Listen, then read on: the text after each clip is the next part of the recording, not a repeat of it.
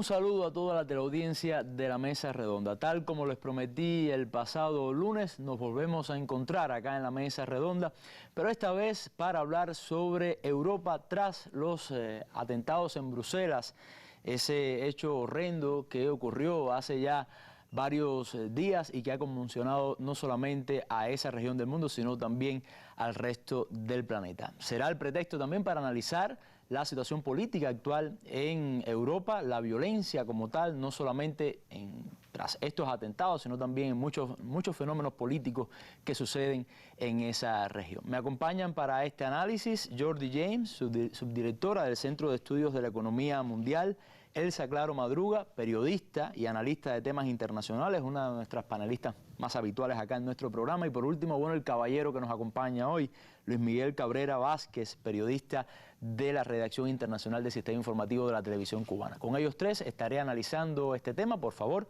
quédese junto a nosotros.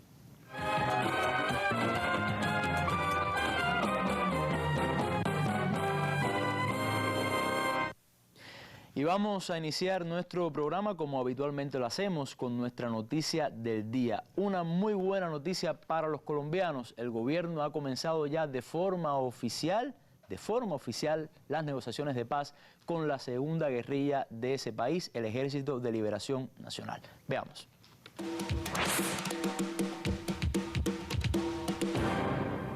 Colombia continúa su camino hacia la paz. Tras 2 años de negociación exploratoria, el Ejército de Liberación Nacional, el ELN, y el gobierno colombiano iniciaron una agenda para la paz este miércoles y lo hicieron en Caracas, aquí en Venezuela. Es el primer acercamiento público y formal para anunciar la ruta para la paz. Se acordó que las negociaciones se harán por fases y alternando los países, excepto Noruega.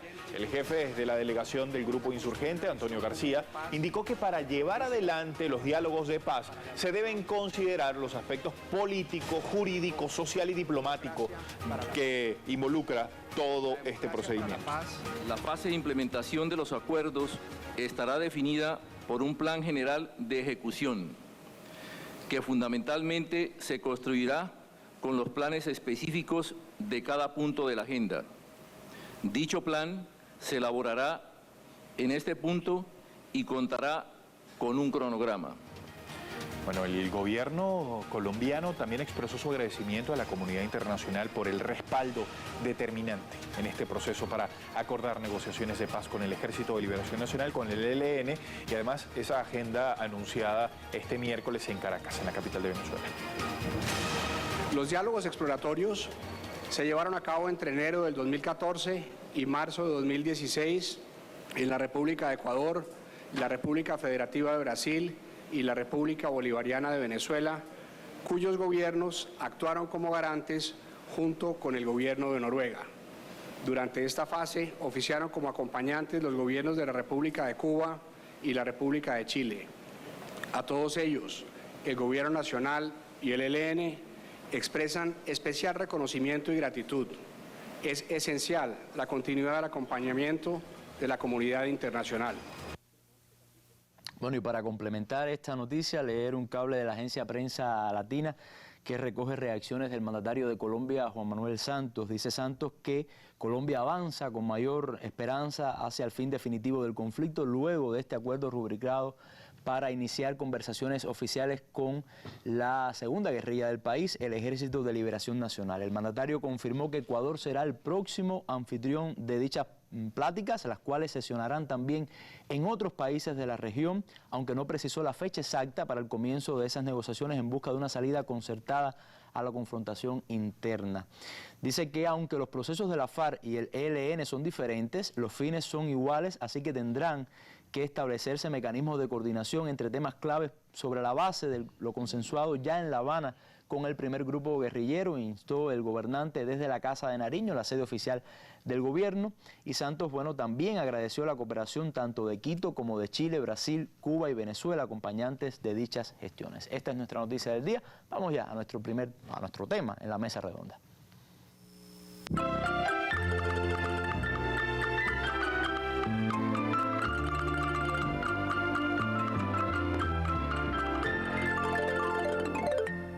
El aeropuerto de Bruselas sigue cerrado. Los extensos daños en el hall de entrada provocados por el doble atentado del pasado día 22, están retrasando la reapertura. Ya se está probando un sistema temporal de facturación que podría funcionar de manera temporal hasta que concluyan todas las reparaciones, aunque el principal problema es la seguridad. Después de lo ocurrido, los protocolos de seguridad deben ser revisados. Esta portavoz no da una fecha concreta para la reapertura. Se trata de aspectos prácticos, dónde va cada cosa, qué materiales vamos a usar, dónde podemos construir. Estos eran los elementos tratados en los primeros días. Ahora tenemos que pensar en la gente. ¿Está la gente preparada para volver al trabajo? ¿Cómo van a reaccionar los empleados? Para muchos es la primera vez que regresan al aeropuerto. ¿Cómo reageert de werknemer op deze nieuwe situatie? Mientras las fuerzas de seguridad aún no han identificado al llamado hombre del sombrero, el tercer presunto terrorista que aparece en las imágenes de las cámaras del aeropuerto junto a los dos suicidas que se hicieron explotar en Zaventem. El lunes la policía detuvo a un hombre de origen pakistaní que fue liberado sin cargos un día después. Tampoco era el tercer hombre. El metro de Bruselas, golpeado igualmente por un atentado suicida en la estación de Malbec, también continúa al ralentí. Hoy solo estarán abiertas 39 de las 69 estaciones, con horarios reducidos de 7 a 7 y sin paradas de los trenes en todas las estaciones. Bueno, aún Bruselas sufre, vamos a decir, la resaca de este gran atentado, este lamentable atentado. Hay investigaciones, Luis Miguel, se ha hablado mucho de eso en las últimas noticias, de cómo han ido evolucionando. Hoy, actualmente, este miércoles, ¿cómo está el proceso investigativo? ¿Qué se dice? ¿Qué han logrado las autoridades belgas al respecto? Bueno, buenas noches para todos, y para las damas también, Oliver. Hasta este momento, el proceso de investigación de los atentados de Bélgica se centran en un sospechoso que todavía no se ha reconocido, no se ha localizado, no se ha identificado, y que es la persona que aparece al lado de los dos kamikazes, de los dos atacantes suicidas en el aeropuerto en el momento de la explosión. Inicialmente se detuvo a un sospechoso, un periodista independiente, que luego se demostró que no tenía ninguna relación, incluso presentó coartadas para esa noche. O sea que el proceso de investigación hasta este momento se basa en localizar a esa persona, aunque se han logrado o se están investigando posibles conexiones con los atentados de París. En las últimas horas se está procesando uno de los implicados en aquel incidente que, recordemos, dejó 130 muertos en París, pero todavía la investigación no está, o sea, los aspectos relacionados con la investigación no están esclarecidos. De hecho, hay numerosas críticas sobre Bélgica porque... a las autoridades, supongo, ¿no? Por la falta de resultados, ¿no? Exactamente, por la falta de resultados y también por obviar numerosas alertas que se dieron desde 2015, desde precisamente el atentado de París, de que el metro de Bruselas y el aeropuerto iban a ser o podían ser víctimas u objetos de un atentado terrorista como el que sucedió. Y consideran varias autoridades de otros países y organismos internacionales que las autoridades de Bélgica no respondieron de manera contundente, no reforzaron. A petición del gobierno no reforzaron las medidas de seguridad en la capital, sino que dejaron a las diversas instituciones que tomaran por su cuenta estas medidas una opción o una medida que se considera débil. Ese es hasta el momento, hasta ahí va el proceso de investigación. Y en los belgas como tal, en el pueblo belga, ¿qué impacto ha tenido, todavía tiene estos hechos ocurridos? Es decir, ¿cómo se proyectan los belgas como tal, además de estas críticas de las cuales hablaba hacia las autoridades encargadas de estas investigaciones, y bueno, de resolver, de encontrar los culpables? ¿Cómo se muestra? Bueno, la reacción primaria de todo ser humano ante un hecho tan atroz que ha sucedido es mostrar, por supuesto, miedo, temor, apoyo a los familiares de las víctimas y sobre todo terror, que es el objetivo que tienen estos ataques. Hay síntomas, digamos, más alarmantes, como este tipo de situaciones, como sabemos, son un caldo de cultivo para la proliferación de la xenofobia, del racismo. Incluso hubo una manifestación este fin de semana en apoyo a las víctimas de los atentados que fue interrumpida por un grupo de ultraderechistas, de xenófobos. Precisamente este miércoles la alcaldesa de Bruselas, la alcaldía de Bruselas, negó una petición de otro grupo ultraderechista a realizar una nueva marcha contra el islamismo contra los migrantes que provienen de Oriente Medio esencialmente, ¿no? Ellos proponen acciones que realmente son contrarias a cualquier precepto humano y la alcaldía denegó esta petición porque también afecta o es contrario a los intereses de la Unión Europea como bloque. Algo más o menos supongo que está pasando en el resto de Europa, las reacciones tanto populares como de políticos europeos, ¿no? Exactamente, sí. Los políticos de inmediato mostraron por supuesto su apoyo a Bruselas, no solamente dentro de la zona del euro, también fuera.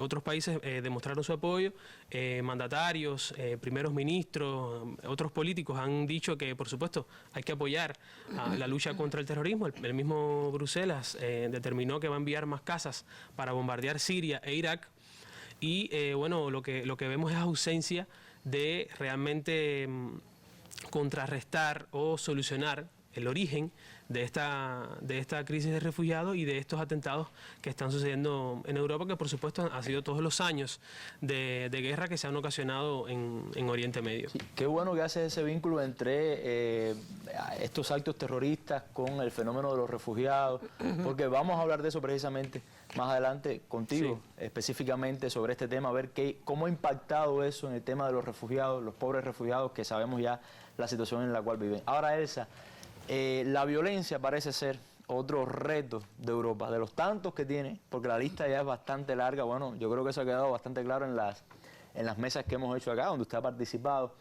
¿Hay una política común o cuál es la política, quizás, vamos a enfocar la pregunta por ahí, de Europa ante la violencia, ante el terrorismo, ante este tipo de acontecimientos que ya no solamente es en Bélgica, también fue en París hace unos meses? Bueno, contradictoriamente, la Unión Europea tiene, en uno de sus tratados, tiene un mecanismo que está diseñado específicamente para actuar de conjunto cuando hay algún tipo de peligro común y dar, por tanto, una respuesta común, una respuesta articulada adecuadamente por los 28 miembros que forman el pacto. Sin embargo, ni en el caso de París ni en el caso de Bruselas han empleado ese mecanismo que está establecido por norma entre ellos. Todo lo contrario, las reacciones han sido absolutamente individuales. Incluso tenemos que partir, por ejemplo, de los atentados en París. La posición que adoptó el gobierno francés fue también unilateral. Yo me pregunto si en qué medida para la decisión de François Hollande de comenzar bombardeos en Siria contra el Estado Islámico solo obedece a una visión nacionalista del tema o obedece a la falta de apoyo que se le dio en el Consejo de Seguridad de la ONU cuando él fue y planteó. Porque yo recuerdo que en una oportunidad que estuvimos analizando, que esa reunión del Consejo de Seguridad se suponía que de ahí saliera un pacto, una toma de posición común, no solamente ya entre los europeos, sino países fuera de Europa, concretamente, bueno, como miembro del Consejo de Seguridad de Estados Unidos, todo el mundo se uniera para ir contra el foco que genera este tipo de problemas. En este caso, donde está concentrado el Estado Islámico, que es en Siria y en Irak. Bueno, pues no ocurrió así. Por eso es que yo me sigo haciendo la pregunta de si la reacción de Francia obedece. En primer término, que internamente, teniendo ellos dentro del pacto comunitario una fórmula para actuar de conjunto, nadie se asoció. Cada cual cerró la frontera por aquí. Ahora hicieron lo mismo en el caso de Bruselas.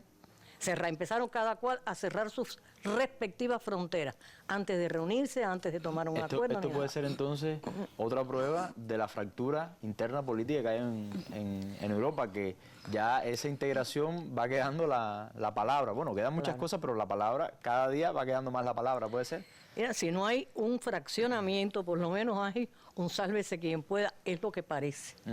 No vamos a ser absolutamente categóricos, porque hay algunos jefes de Estado que están interesados en lograr que haya unidad, que haya una fuerza, juntar fuerzas, pero obviamente pasa como con otros temas menos importantes que afectan a la Unión Europea, en que no acaban de ponerse de acuerdo para adoptar esa famosa posición común. Entonces, lo que se da lugar con ello es a fortalecer a ese enemigo, un enemigo virtualmente invisible, salvo en el campo de batalla, pero que va a generar un grupo de problemas. Por ejemplo, hay autores que consideran que esto puede favorecer el surgimiento o fortalecimiento de gobiernos autocráticos. Se cita a Hungría como ejemplo, pero sobre todo a Turquía, que efectivamente está actuando aprovechándose de estas debilidades europeas en el tema de los refugiados para coger una magnitud, una elevación de su tono, de su accionar, incluso fuera de lo que está establecido y fuera hasta de lo que le permite Estados Unidos. Ahora, hay muchos analistas que ven este fenómeno como lo siguiente, lo ejemplifican así: Europa se está mordiéndose la cola por sus acciones violentas en el Oriente Medio, en Siria, en Irak, donde supuestamente parten estos grupos que después realizan atentados en Europa, pero también por la violencia a la que están sometidos los propios inmigrantes de origen árabe o de creencia musulmán en Europa, con estos gobiernos xenófobos y partidos xenófobos. ¿Lo ve usted así? Bueno, en realidad tú no puedes ignorar, más que vengan desde el Oriente Medio, tú tienes que ver las personas que habitan dentro de Europa, que nacieron en Europa, pero que son hijos de inmigrantes y que se han mantenido a lo largo del tiempo en barrios marginales y marginalizados ellos mismos porque no tienen las mismas opciones que tiene un ciudadano común europeo. Y eso va creando todo un caldo de cultivo adecuado para que vengan los del Estado Islámico y hagan proselitismo y logren atraer a esos jóvenes, porque fíjate que la mayor parte de los que participan son jóvenes. Además, el Estado Islámico lo dice claramente que ellos van a continuar conquistando corazones de este tipo de gente que se siente mal, porque no todos los inmigrantes logran un estatus como Zidane, que además es porque tiene excepcionales condiciones como deportista. Sencillamente, la mayor parte es todo lo contrario, viven de manera marginal. No, y se concentran en suburbios, en barrios bastante marginales. Ese barrio, por ejemplo, del cual se supone que surgen los individuos que cometieron estos atentados en Bruselas, de acuerdo con informaciones diversas, incluyendo las que da el Servicio de Inteligencia francés, proceden de un barrio marginal en Bruselas. Bruselas es una ciudad opulenta, maravillosamente opulenta, pero que tiene barrios periféricos como los tiene París también. ¿Usted nos recuerda hace muchos años, Elsa, que se daban los casos, fue noticia, por supuesto, de incendios y de manifestaciones en los suburbios en Francia, precisamente? Exactamente, que eran los inmigrantes Muchos que estaban eran inmigrantes y otros no, pues la mayor parte son inmigrantes. Pero que da una idea de la situación que hay en esa región. Exactamente, esos son, por eso utilicé el término caldo de cultivo, se puede decir el horno donde se cuecen, donde se comienzan a gestar estas galletitas, por utilizar un eufemismo, porque realmente el tema es bastante crítico. Bien, se suponía desde el principio que en estos barrios marginales de Bruselas estaban algunos de los que cometieron los actos suicidas, los actos terroristas en París, y sin embargo no se hizo nada. La policía, lo estaba citando anteriormente Luis Miguel, que a pesar de los alertas no procedieron como... Ahora, tú estabas diciendo una cosa, que lo de morderse la cola.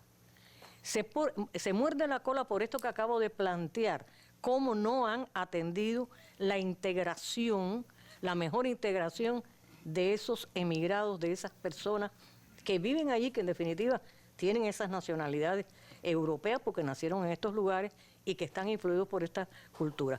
Pero tampoco se han puesto de acuerdo, como ahora mismo estamos viendo, lo decía al inicio, para hacerle frente al problema. No se han puesto de acuerdo tampoco para combatir con eficacia al Estado Islámico. Entonces, este fenómeno se plantea que puede generar otros problemas más. Por ejemplo, acelerar la salida de Gran Bretaña del pacto comunitario, favorecer la carrera de Donald Trump, entre un montón de situaciones que van a parar también a la esfera económica, porque Europa está en crisis económica, no olvidemos eso. Muchas gracias. A mí me gustaría añadir Sí. que sobre las medidas que estaba mencionando Elsa anteriormente, que son medidas, pudiéramos decir incluso que disparos al aire, por ejemplo, las que propuso François Hollande inmediatamente después de los atentados de París, precisamente hoy dijo que no se van, a aprobar, que no van a seguir adelante, exactamente.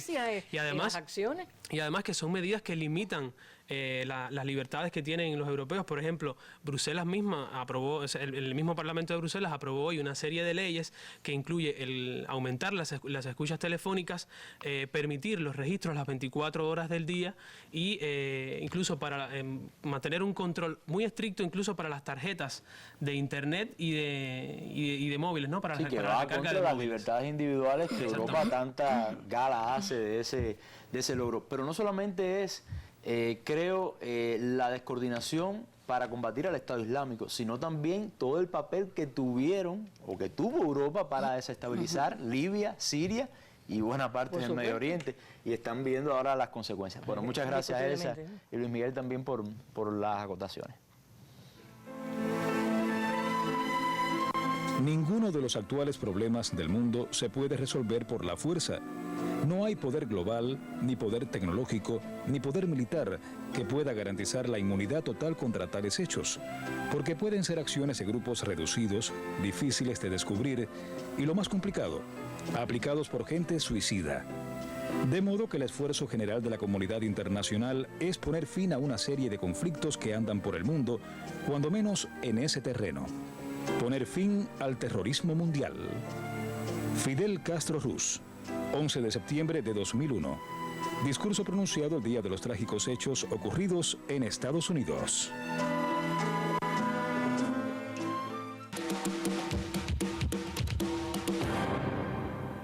Cifras estremecedoras luego de los ataques terroristas en Bélgica, donde residen el Consejo de Europa, el Parlamento Europeo, la Comisión Ejecutiva de la Unión Europea y la Organización del Tratado del Atlántico Norte, la OTAN. Hasta 4.000 millones de euros, equivalentes al 0.1% del Producto Interno Bruto, podría haber perdido la economía de Bélgica, según estimaciones preliminares. Sin embargo, la cifra podría ser mayor conforme avancen los días, dado que el turismo, fuente importante de ingresos, ha sido seriamente afectado. A causa del ataque en el aeropuerto de Zaventem de Bruselas, 72.000 pasajeros no pudieron tomar sus vuelos tan solo entre el martes y jueves. Estoy muy ansiosa y quiero ver seguridad para los pasajeros. Hay temor y creo que la Unión Europea y Estados Unidos deben estar juntos para combatir esto. Distintas aerolíneas han reembolsado los boletos a los usuarios, quienes tuvieron que volar desde las terminales de París, Ámsterdam o Düsseldorf hacia sus destinos. Quienes volaban a Bélgica tuvieron que llegar por tierra desde otros países, una vez que fueron abiertas sus fronteras y reanudado el servicio de trenes. Existe un control de la gente que llega a Bélgica por tren y avión. El gobierno belga habilitó los aeropuertos de Charleroi a 50 kilómetros de Bruselas y en Danvers, que estaban sin actividad, para realizar vuelos dentro de Europa, a falta de las pistas en el aeropuerto principal del país, atacado el martes. Esta medida aplica para aviones pequeños de aerolíneas de bajo costo. El ataque terrorista derivado en afectaciones también para las agencias de viajes, de renta de automóviles, de comercios y de los hoteles situados en el aeropuerto Zaventem de la capital belga, que reanudará operaciones hasta el lunes próximo. Bueno, este reportaje nos da pie, Jordi, para tu intervención, porque quiero también quizás hablarle a los amigos televidentes sobre el peso de Bélgica dentro de esa economía europea, el rol que tiene y de alguna manera conectar, ¿no?, el impacto que ha tenido los atentados o el impacto que puede tener los atentados en el bloque como tal, desde este punto de vista, que es tu especialidad. Sí, bueno, buenas tardes, noche. Ya, Olive, bien, como decías, y como decía incluso el material, Bélgica es el centro de las comunidades europeas. Ahí están situadas la mayoría de las instituciones de la Unión Europea, como bien decía el reportaje, excepto el Banco Central Europeo, que está en Frankfurt. la mayoría están allí, es la sede incluso de grandes, importantes misiones diplomáticas, de grandes empresas multinacionales.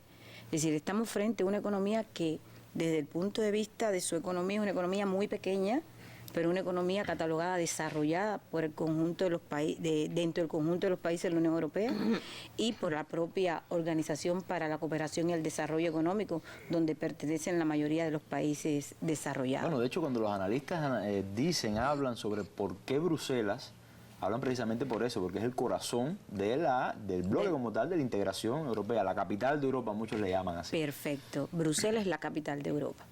Evidentemente estamos hablando también de una economía que solamente representa un 473.000 millones de euros dentro de la zona del euro, que tiene un PIB bastante grande. Estamos hablando de un PIB de casi de 9 millones de euros frente a esto, pero es una economía con esas características que venía diciendo anteriormente. Es una economía que, si bien como es una economía desarrollada, como bien decía Elsa, tiene grandes desigualdades en su interior. Yo decía incluso antes de que saliera de la mesa que estamos frente a una sociedad que era bastante cosmopolita, pero la economía con grandes, a pesar de ser un país desarrollado, con grandes problemas dentro de la Unión Europea. Ahora, la crisis incluso a Bélgica le ha legado grandes problemas, y para mí 3 desafíos que para mí son vitales y que Bélgica, estamos hablando de Bélgica, tiene que resolver. En primer lugar, la deuda pública. Estamos hablando ya de una deuda pública, en el caso belga, que sobrepasa el 100% de su Producto Interno Bruto. Estamos hablando de 107% del Producto Interno Bruto, es decir, de la riqueza que genera Bélgica en un año. Por otro lado, la necesidad de restaurar esa competitividad de la economía. Se habla que estamos frente a una economía donde las empresas no son competitivas, pero incluso se habla de una economía que dentro de los países de la OECD tiene los más altos impuestos al trabajo. Es decir, son enormes los impuestos que se le ponen a los trabajadores al interior de la economía belga. Y esto es perjudicial teniendo en cuenta la desigualdad de la cual se ha hablado en la mesa que existe allí en Bélgica. Y como bien decía Elsa, los inmigrantes son los que menos acceso tienen, por tanto, al trabajo. Y eso tiene que ver también con lo que decía el primer ponente, de los problemas de la violencia que se está generando allí, porque va a parar allí. Ahora, la violencia, el terrorismo, ¿qué incidencia tienen en la economía, Jordi? Ahora, se habla, por ejemplo, de las afectaciones que ha habido en el turismo, por ejemplo. ¿Cómo es? Sí, y estamos hablando también de una economía que, si bien partía de tasas, para ubicarla en este contexto, de tasas de desempleo que eran aceptables, ¿no?, dentro de ese contexto de la Unión Europea, donde las tasas ya son sabidas que son altas, venían con tasas menores a un 7%, ya se está hablando de tasas de un 8%, casi 9%, y que van en aumento, tasas de desempleo. Ahora, vamos a ver cuáles son los posibles impactos o el impacto que ha tenido estos atentados ya en la economía belga. Mira, a mí me gustaría ver estos impactos para mí en 4 elementos para resumirlo. En primer lugar está el impacto sobre el turismo, que ya está, lo planteaba incluso el material que se puso. Vimos cómo en Bruselas muchas compañías aéreas, hoteleras, de turoperadores, bajaron su cotización en la bolsa a raíz de los atentados y por tanto han tenido pérdidas. Estamos hablando también de compañías como Ryanair, Lufthansa, Air France, entre otras, que ya van teniendo pérdida dentro de las finanzas, ¿no?, de su cotización en esas bolsas. Desde el punto de vista financiero, el otro elemento que quería hablar es el impacto que tiene ya en la bolsa, cómo se desplomaron todos los índices bursátiles en las principales plazas europeas. Aquí estamos hablando de Frankfurt, de Milán, ¿entiendes?, en España, en Madrid, es decir, cómo todos esos índices bursátiles enseguida, por la aversión al riesgo, el temor de los inversionistas. A esto también se le une que se está dando el problema de que los inversionistas ahora ya se están refugiando en otras monedas para invertir, como el dólar, el yen, y no lo están haciendo en el euro, ante el temor de lo que pueda venir allí mismo Y además porque ya no ocurrió, había ocurrido anteriormente ya en Francia, y ya se están haciendo determinados cálculos, aunque no son cálculos oficiales, algunos analistas sí ya han venido haciendo cálculos de cómo ha sido ese impacto. Ya se habla incluso que Francia en ese trimestre, en noviembre, cuando Francia realmente sufrió los atentados, evidentemente el Producto Interno Bruto francés en ese trimestre, que va de octubre a diciembre, se redujo y que tendrá impacto, eso fue a corto plazo, pero que tendrá impacto en el largo plazo. El otro elemento tiene que ver con el impacto en la riqueza del país, es decir, en el crecimiento de la economía belga. ¿Por qué? Porque hay una retracción del consumo, como bien decía el primer ponente, y disculpa, Luis Miguel, como el cantante. Luis Miguel. Como bien decías, evidentemente hay retracción al consumo porque hay miedo y hay temor. Y la gente frente a estos atentados tienden a protegerse y por tanto hay mucho menos consumo también, industrias relacionadas con el ocio que van asociadas también a la industria turística. Y yo imagino que sí, tal como ha prometido el Estado Islámico de una cadena de atentados, de comenzar a operar de esta forma en Europa, esto es una situación que se va generalizando, por supuesto, que va a afectar a una Europa en crisis, ¿no? Evidentemente eso va a afectar a una Europa que ya está en crisis. Y déjame decirte el último elemento que va realmente a esto que tú me preguntabas. Para mí el último impacto, y que para mí es importante, y que tiene que ver con lo que está pasando en Europa, es el impacto sobre los presupuestos fiscales. Evidentemente lo que decía Elsa en su intervención, cómo Hollande tomó medidas nacionalistas, ¿no? Cómo cada cual ha actuado de manera individual, pero han actuado de manera individual afectando el compromiso fiscal que ya ellos prácticamente habían logrado ponerse un poco de acuerdo, aunque estos grandes nunca han cumplido con eso, con lo que se le ha exigido a Grecia.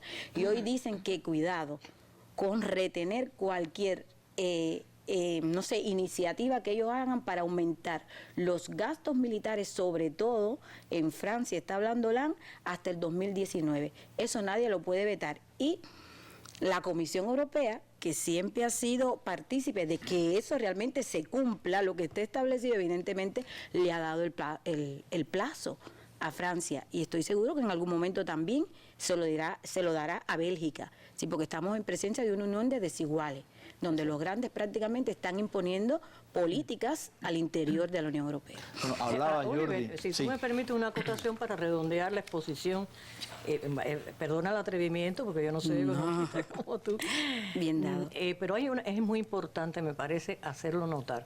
Y es que si cada cual cierra su frontera, como que es lo que están haciendo, y cada cual actúa de modo nacionalista, el acuerdo Schengen se va a eliminar. Perfecto. Eliminar el acuerdo Schengen implica problemas económicos para toda Europa, porque al eliminar el principio, la movilidad de fuerza de trabajo, de capitales, etcétera, pues eso tiene que tener implicaciones sobre economías que están pasando por una situación de crisis. Quizás Elsa se le adelantó a Jordi, que nos va a hablar en unos minutos sobre la economía europea. Ahora, se hablaba de cómo toda esta crisis afectaba a los inmigrantes. Buena parte de estos inmigrantes son, de origen árabe, del Medio Oriente, pero peor situación están viviendo precisamente los refugiados, vamos a decir. Yo creo que con este trabajo que vamos a presentar ahora, este reportaje es bastante, muestra con mucha claridad la situación que están viviendo los refugiados en uno de estos campos en Europa, y estamos de regreso entonces después que veamos este material para conversar, para analizar este tema con Luis Miguel. La paciencia de miles de inmigrantes y refugiados que viven en el campamento de Idomeni en la frontera de Grecia con la antigua República Yugoslava de Macedonia se consume cada día.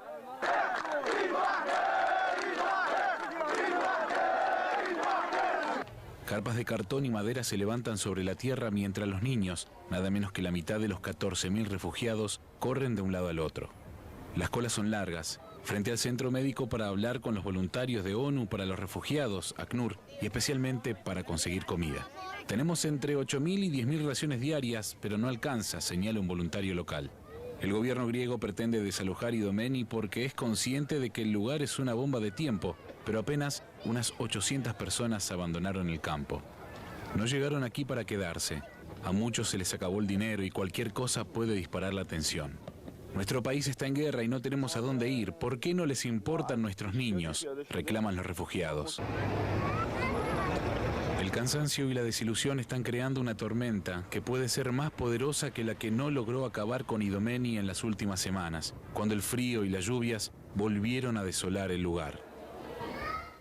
Bueno, dantesco realmente esta situación en este campo de refugiados. Y Luis Miguel, Luis por tu papá y Miguel por tu abuelo, ¿no? Nos decías ahora, parece que no te agradó mucho el chiste del cantante. Bueno, Luis Miguel, es una situación, ya lo veíamos en las imágenes, y siempre que hay un acto terrorista con este trasfondo del Medio Oriente, de países árabes, de musulmanes detrás como actores, ¿no?, autores de estos atentados, siempre los refugiados se resienten, se les estigmatiza de alguna manera. ¿Ha sucedido esto?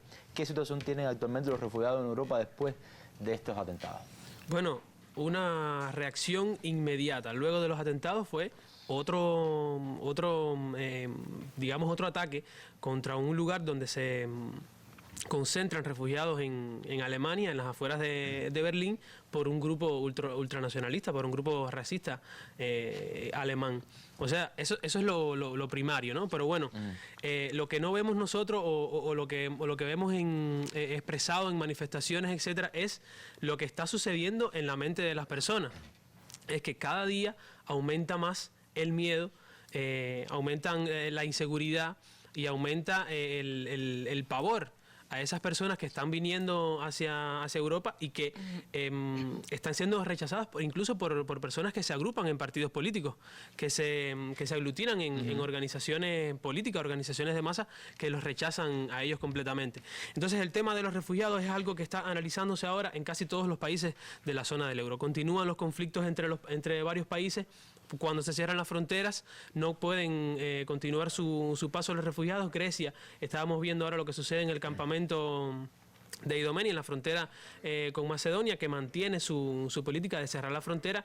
A Grecia la situación se le escapa de las manos. Ayer precisamente hubo enfrentamientos violentos entre la policía y los refugiados. Alemania una representante del gobierno alemán hizo declaraciones recientemente culpando de alguna manera a Grecia por no tomar medidas que solucionen de alguna manera esa situación que tienen en su país, que sería, por ejemplo, reubicarlos en otros campamentos que Alemania supuestamente ha identificado que tienen más condiciones, o pedir ayuda a otros países, o aceptar o comenzar el proceso de deportación de estas personas hacia Turquía. Grecia ha respondido que ellos no tienen la certeza de que Turquía, como considera este tratado que está gestándose entre la Unión Europea y ese país, que Turquía sea un territorio seguro para esas personas. O sea, ¿quién garantiza que Turquía tiene las condiciones así lo piensan los propios refugiados. Nosotros aquí pusimos un reportaje en una mesa redonda donde sale un kurdo que dice: yo no puedo volver a Turquía porque yo soy kurdo sirio, si vuelvo a Turquía realmente la voy a pasar bien difícil. Y yo recordaba cuando hablabas de esa reacción lo que sucedió en París, en Francia específicamente, que después de los atentados incendiaron o comenzaron a incendiar campamentos de refugiados. Ahora, Luis Miguel, hay una denuncia de Oxfam que es muy interesante también. Sí, esencialmente esta denuncia critica el acuerdo de la Unión Europea porque en su esencia realmente... ¿El acuerdo con Turquía? Sí, de la Unión Europea con Turquía. Dicen que están utilizando a los refugiados como moneda de cambio. Como moneda de cambio, sí. O sea, es una manera que tiene la Unión Europea de quitarse de arriba un problema, llevándolos hacia Turquía. Y no es algo, vamos a decir, auténtico, no es algo que favorece, digamos, un interés de los refugiados, que son las personas que están dañadas y cuyo daño es consecuencia en una gran medida de acciones anteriores, en años anteriores del bloque europeo y de Occidente en sentido general. Entonces se utilizan como moneda de cambio y como condicionante para favorecer de alguna manera a Turquía, ¿no? Entonces yo te pido que aceptes a los refugiados que me están afectando, que me están descontrolando la estabilidad en mi región. Yo te voy a permitir que acelerar el proceso para que te unas a la zona del euro, a la eurozona. A partir de junio de este mismo año ya se elimina el régimen de visado para los turcos que van a entrar a la Unión Europea. El desembolso de $6.000 millones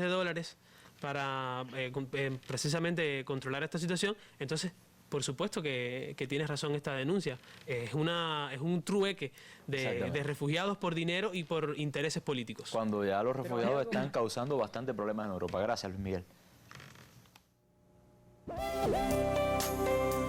Este jueves, en la Mesa Redonda, Internet y las zonas Wi-Fi en Cuba, parte final.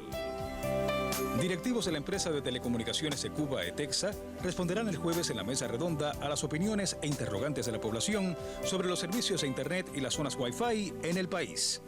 Antes, a las 10 de la mañana, participarán en un foro digital en los sitios web de Cuba Debate y Mesa Redonda. Participe con nosotros. Mesa Redonda, más allá de la noticia.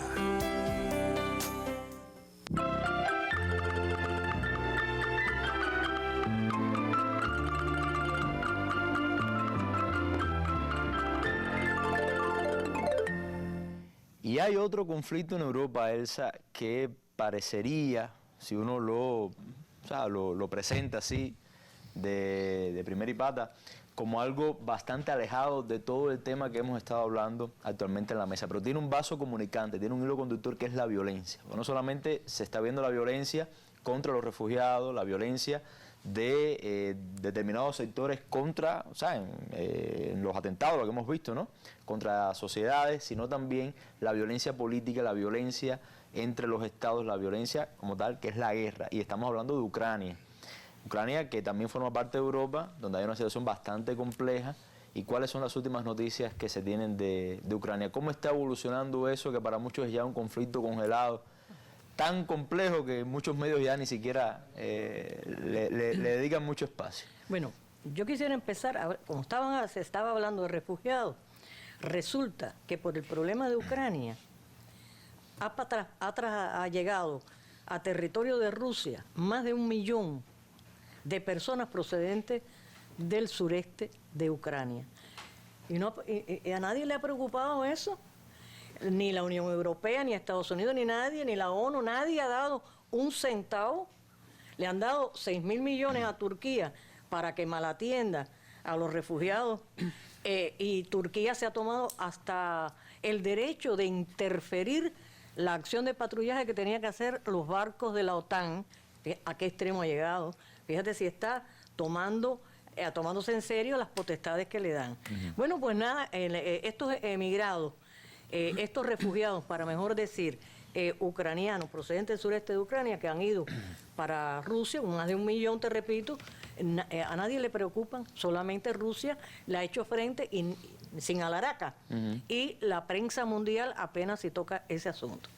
En Ucrania hay en este momento una situación realmente muy crítica. Yo diría que en los últimos 3 años no ha sido pacífica. O sea, desde el golpe de Estado hasta la fecha ha habido una serie de incidencias. Pero en febrero pasado, a principios de febrero, renunció el ministro de Economía diciendo que lo hacía porque él y el equipo con el cual trabajaba estaban siendo presionados por distintos altos funcionarios allegados al presidente Poroshenko. Hizo referencia que en todos los casos se trata de corrupción, se trata de lucha por el poder. Al mismo tiempo, se empiezan a mover dentro mismo del Parlamento y en las esferas del poder acciones contra el primer ministro Arseniy Yatsenyuk, quien, como sabemos, recordemos, eso no es bueno siempre reiterarlo, según dijo la señora Nuland, subsecretaria del Departamento de Estado de Estados Unidos, es el hombre de Occidente, puesto allí. Se estaba pidiendo, hasta Poroshenko mismo pedía la renuncia de Yatsenyuk. Él resistió, la bancada que él tiene dentro del Parlamento es superior, sin esa bancada, la de Poroshenko no podría sobrevivir porque es una alianza formada por varios partidos. El mayoritario es precisamente el de Yatsenyuk. Ya hay 3 formaciones políticas que han salido de esa alianza de poder. En general, debido precisamente a diferencias, porque quienes siguen liderando el país no son los políticos, son los oligarcas, o sea, los tipos, los superempresarios, los multimillonarios que mueven los hilos del poder a través de los mismos que movían los hilos con Yanukovych y con los gobiernos anteriores. Exactamente, porque por ejemplo ahora vimos que uno de los 3 partidos que salió el último fue el de Yulia Timoshenko. ¿Por qué estaba Yulia Timoshenko presa? Por corrupta. Por corrupta y porque desde su posición como primera ministra favoreció a los grupos económicos cercanos a ella. Entonces, ahí los últimos sondeos de opinión dan que no pasa de un dígito, o sea, cuando hay un dígito, menos de 10 es el porcentaje de aceptación que tienen estos individuos, cuando digo estos individuos del primer ministro y el presidente, entre la población. Una población que está, por supuesto, aumentó el desempleo, la carestía de la vida, etcétera, etcétera, etcétera. Hay, además, un incumplimiento en lo que respecta a los acuerdos de Minsk. Sobre eso quería preguntarle, porque me imagino que toda esa inestabilidad política interna complica la paz en el este, ¿no? Por supuesto, pero además, sobre todo, lo complica el hecho de que las autoridades en Kiev no cumplan con los 2 acuerdos de Minsk. Recordemos que hay un primero que se suscribió en el 94 y otro que se hizo el año pasado, en el 95. Recientemente hubo una reunión del que se llama formato de Normandía, que está formado por Alemania, Rusia, la propia Ucrania y Francia, y en realidad, aunque después se dio un comunicado muy genérico, pero en realidad no hubo un acuerdo sólido para resolver ni una cosa ni la otra, y problemas hay muchos. Las autoridades no han cumplido con ninguna de las partes. Hay 2 aspectos importantísimos. Uno debía ser la reforma de la Constitución, de manera de darle cabida a esas zonas, a Lugansk y a toda la zona del Donetsk, para que ellos puedan hacer sus elecciones y tener, o sea, que el país unificado, con un carácter más o menos federativo, pudiera funcionar tanto desde el punto de vista económico como político, funcionara con cierta normalidad. Bueno, como las autoridades no la han cumplido, al contrario, lo que están es violando hasta las treguas militares que se han pactado hasta el momento. No se ha logrado desmilitarizar un espacio que se había convenido también, que se había pactado, firmado en los acuerdos estos de Minsk, y es decir, que la situación continúa en estas condiciones bastante serias, porque no es ya solo el problema en el Donetsk, es también el problema general en Ucrania. Y complicar la paz es también complicar las relaciones con Rusia, ¿no? Porque Ucrania está en el medio, sobre todo de las relaciones Europa-Rusia, el tema de sanciones. Ahora recientemente Rusia presentó una queja formal, una acusación con respecto a lo que le debe pagar Ucrania, que no lo ha hecho, y además se desentendió tranquilamente del tema porque se sabe apoyado por Occidente. Bueno, y precisamente estamos hablando de un conflicto que comienza precisamente así, o sea, cuando Occidente intenta poner a Ucrania a decidir o Rusia o Europa, eso no tenía por o la qué Unión ser. Europea, que no tenía por qué ser específicamente, y uno se pregunta, Jordi, ahora quizás una explicación breve, ¿no? ¿Qué importancia estratégica puede tener Ucrania para Europa? Sí, para el bloque europeo como tal, que intentó arrastrarla a su órbita y que desembocó en este conflicto tan violento que ha durado años. Yo pienso que el conflicto realmente es político, que tiene consecuencias económicas, ¿no? Y que Ucrania está en el medio de ese conflicto por la anexión de Crimea a Rusia.